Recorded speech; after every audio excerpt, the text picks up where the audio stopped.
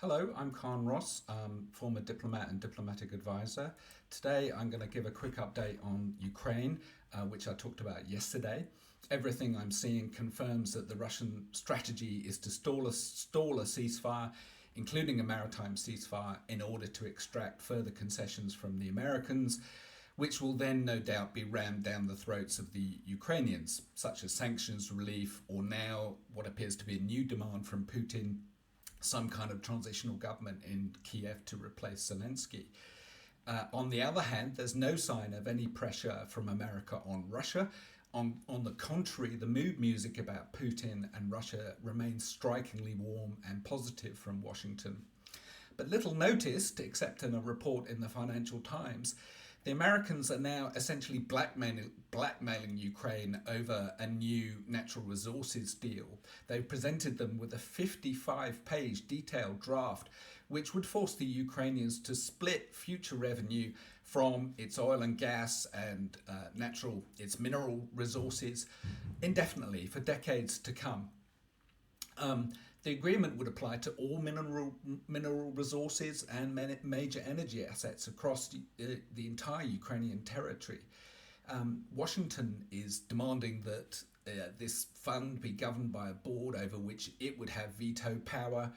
And the agreement also says that the contributions that the US has made to Ukraine since the Russian invasion would be seen as contributions to the partnership. In other words, Ukraine is on the hook for nearly $200 billion worth of assistance that America has given since the Russian invasion. In other words, it has to repay that from the proceeds of its natural resources. It's pretty clear that Ukraine is being bullied into this agreement, even though they fully realise that it's an exploitative agreement.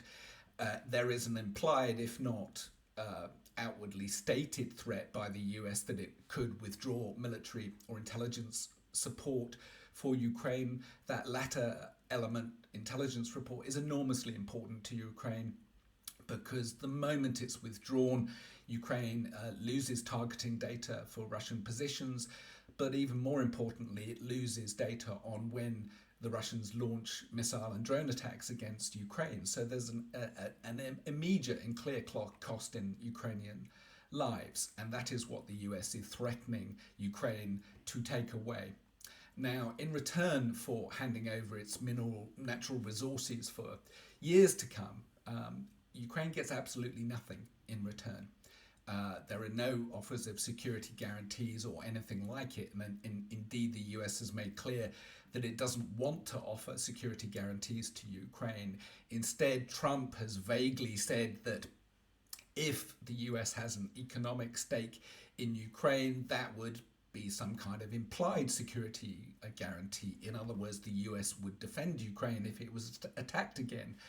But you don't have to be a genius to see that only a fool would take Trump's assurances, vague assurances of this kind of protection seriously. It doesn't really amount to a row of beans, and Kiev has said this. So it's pretty clear what the Americans are doing, and it's not pretty.